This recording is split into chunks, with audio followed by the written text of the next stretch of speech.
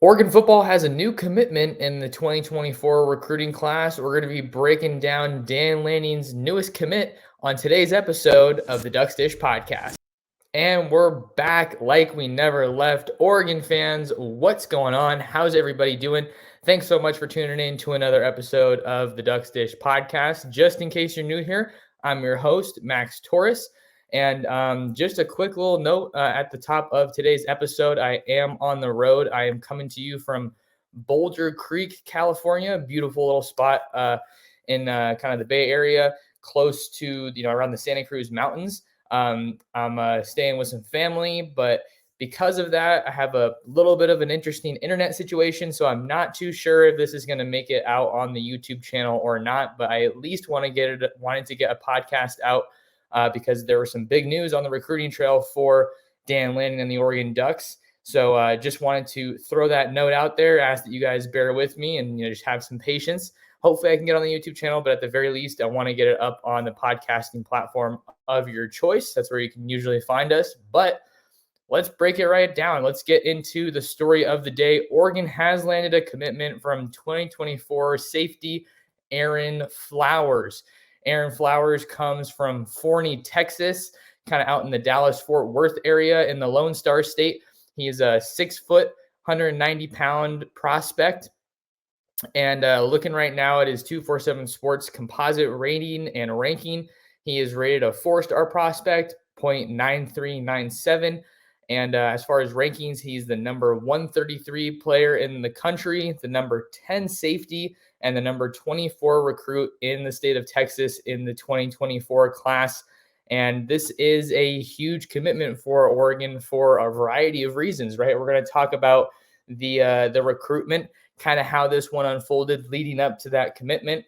So let's just kind of dial it back to the start. When the Oregon connection was made, Chris Hampton was hired in January as the new safeties coach and co-defensive coordinator at Oregon after serving as the Tulane defensive coordinator in the 2022 season. And Aaron Flowers was one of Chris Hampton's first offers here at safety in the 2024 recruiting class. So I was able to talk to Flowers before he took his visit out to Eugene, and I'll get into maybe some of what he had to say then. But case in point is that Aaron Flowers was a guy that Chris Hampton wanted from the get-go upon getting hired to join Dan Lanning's staff in Eugene. And obviously, things ended up going pretty well.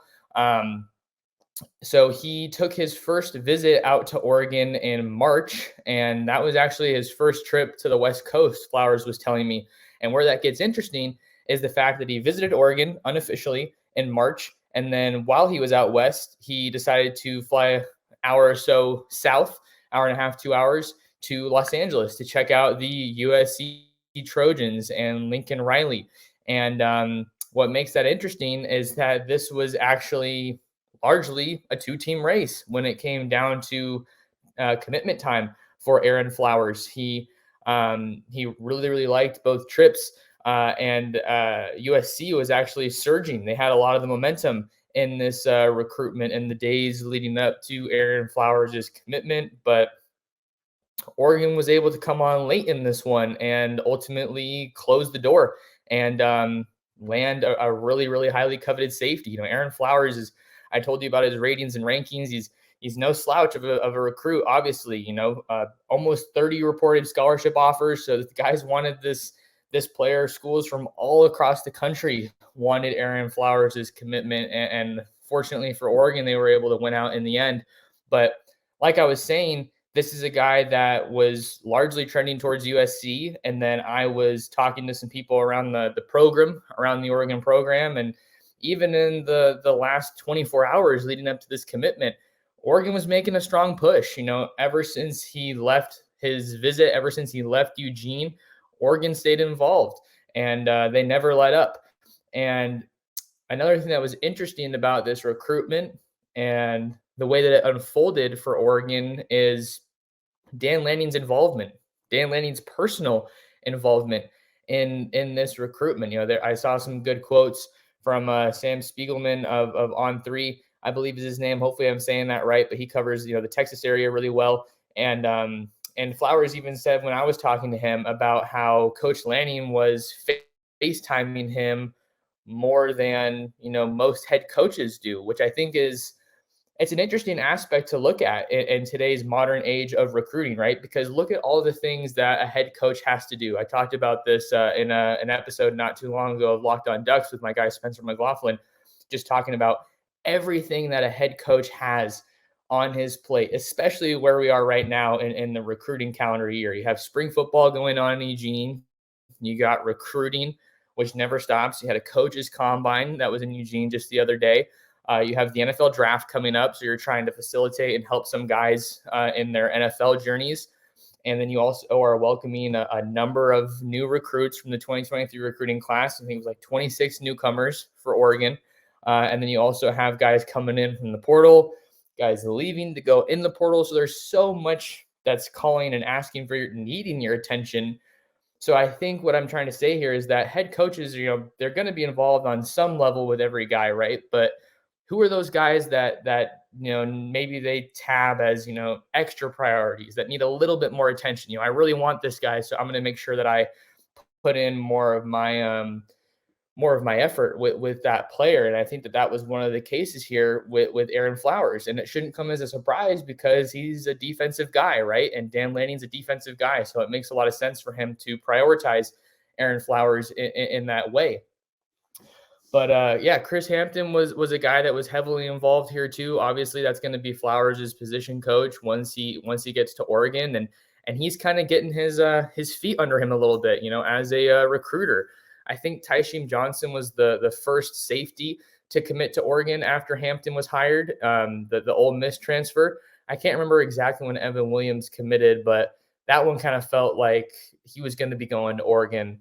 Especially with the familiarity he had with the program, Bennett Williams, his brother playing there, it makes a lot of sense. But this is a really good recruit for Chris Hampton to get his feet underneath him in terms of like his first high school recruit to get at Oregon. And I think that, it's probably a little bit of a hint of what's to come at the safety position because Oregon safeties have been good, not great. And I think that you need to keep adding these high level guys in the secondary at defensive back. And Aaron Flowers is the first defensive back to commit to Oregon in the 2024 recruiting class. So heck of a way to start your DB recruiting in this cycle. We know that they're going after some huge safeties this cycle. You got Xavier Filsaime out of Texas as well. You have Jalen McClain out of New Jersey. He was on campus. Filsaime might be making it out for the spring game is what some reports are saying. He's a 5-star guy. You got KJ Bolden out of Buford, Georgia. He's coming to the spring game, 5-star safety. You got Peyton Woodyard. He's another guy. He's committed to Georgia right now, but I know Oregon's going to stay in the picture, stay involved there. So there's a lot of really talented safeties that Oregon's going after. I updated our hot board story on Ducks Digest for the safety position. So make sure you go ahead and check that one out. But I have my laptop on a dresser, so you got to kind of improvise when you're on the road in terms of where you're recording. So this isn't my typical posture, but I'm just trying to keep it rolling. Another aspect of this commitment, this was an Oregon versus USC recruiting battle. And I tweeted it out last night. I'm here for all the Dan Lanning and Lincoln Riley recruiting battles that we're going to see. This is another defensive guy. So, makes sense that Oregon and Dan Lanning would be able to get the defensive guy as opposed to the offensive guy over the Trojans. But it's going to be, a recurring theme. We're going to be seeing Oregon and SC. We always see Oregon and SC going after so many of the same guys. So this is a significant win in that regard too, because I think it just drives home the point. This was making me laugh the other day. Just, I guess, with the nature of the reporting, I put stuff out and I say where Oregon is in the recruiting rankings, and we'll talk about that. And then you get some salty SC fans that hop in my mentions, and then they're going at it with other Oregon fans, and they're saying like, "Oh, hey, congrats on where you guys are ranked. We're going to the Big Ten." So I think that it just drives home the point that Oregon's going to be able to stay competing with these guys, even when USC, even when UCLA go to the Big Ten. Maybe there's going to be some of those, recruits that they lose, but I think Oregon's going to stick around when it comes to recruiting against some of these really, really big names in college sports, in college football in particular, like USC. So that was a funny little tidbit, but let's talk a little bit about the player that Oregon's getting, right? Let's look at what the Ducks are getting in their latest commit. I'm going to go ahead and read from the 247 Sports profile from Gabe Brooks. He's a national scouting analyst with 247 Sports. This is his scouting report on what the Ducks are getting. This is his scouting report on Aaron Flowers. So I'm going to go ahead and read that. This is from Gabe Brooks. Good-sized defensive back with experience at multiple spots in the secondary and traits to move around. Pushing 6 feet with near 6.5-foot wingspan, 6.5 feet, with near 6.5 foot wingspan and above average mass relative to position projection. Plays aware and active with competitive nature, consistently willing to engage perimeter run, whether aligned at corner or safety. Physicality lives up to listed size and reflects in tackling ability. Length aids in ability to shrink catch windows and frustrate receivers at the line of scrimmage and downfield. Gets hands on a healthy number of throws. Also will play the ball as a run defender looking for the strip. Owns a multi-sport athletic profile that includes some somewhat limited track and field experience. Sophomore combine testing provided encouraging context relative to agility and lateral twitch, which shows on the field. Good functional athlete, would ideally find more verified speed markers to provide additional context. Shows recovery speed, especially when playing nickel and over the top. Top Gear likely has some room to improve around the ball a lot, and playmaking production could increase. Projects as a high major defensive back who likely fits at safety or nickel, but also could give you snaps at corner as needed. Potential to develop into a multi-year starter with NFL draft upside. I don't know about you, but that sounds pretty good to me. I think a couple things pop off from what Brooks said, and I saw it when I was watching his tape.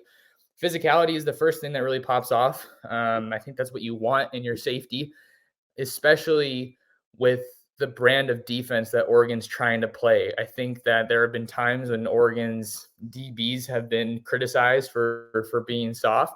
Some of that's warranted.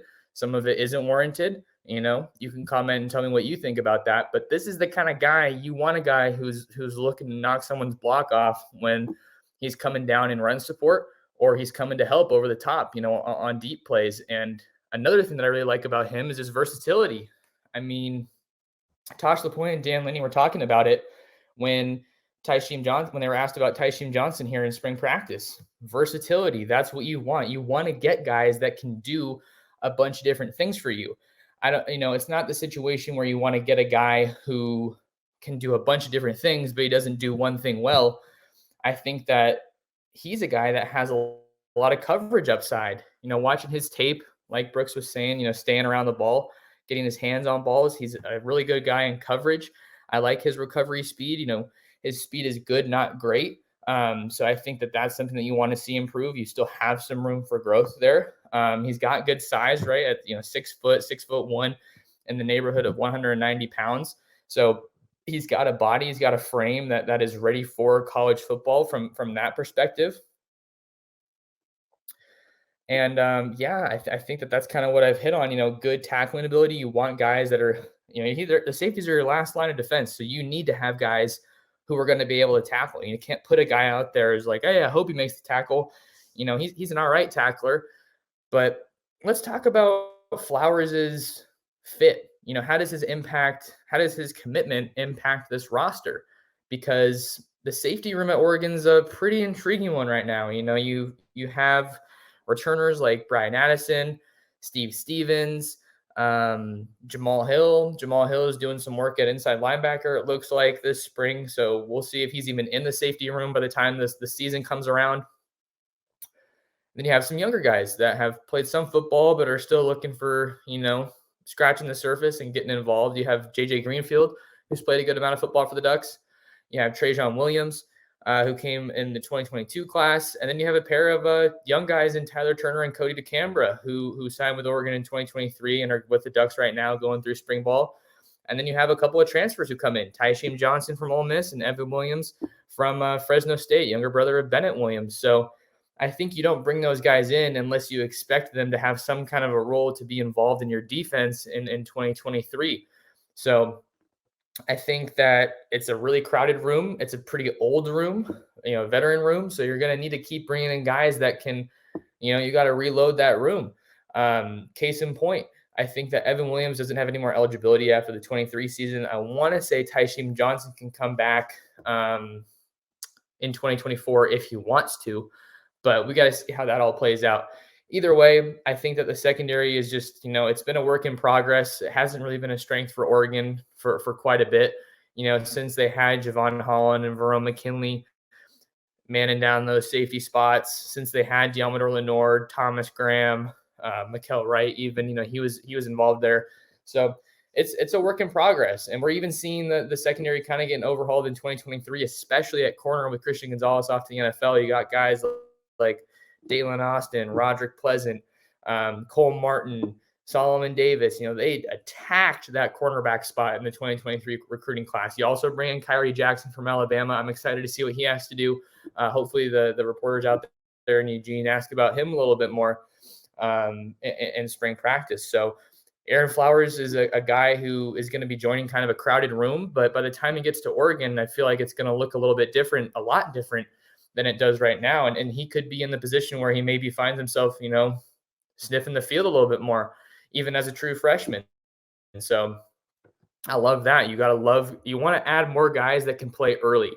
And that was one of the things that Dan Lanning talked about early in the spring ball, saying that one of the biggest differences between the talent from last year to this year is you have a lot of quality guys, quality depth at a D line and defensive back. I'm paraphrasing a little bit, so you'll have to excuse me, but you just want to have more guys that can play, and you want to have more guys that can play early. You want to bring guys in that are going to be pushing your starters for spots, for snaps. All right, let's see what else we got here.